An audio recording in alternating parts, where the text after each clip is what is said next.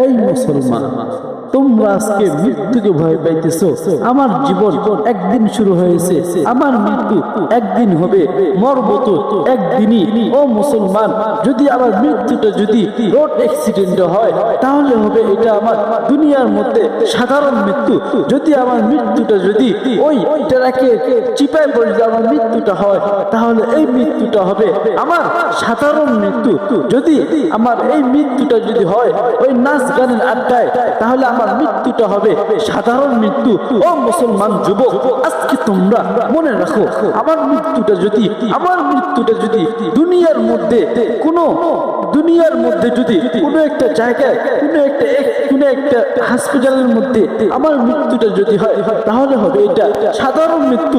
যুবক, আজকে তুমি মনে রাখো, আমার এই মৃত্যুটা যদি ইসলামের জন্য হয় তাহলে আমার এই মৃত্যুটা কোনো সাধারণ মৃত্যু হবে না।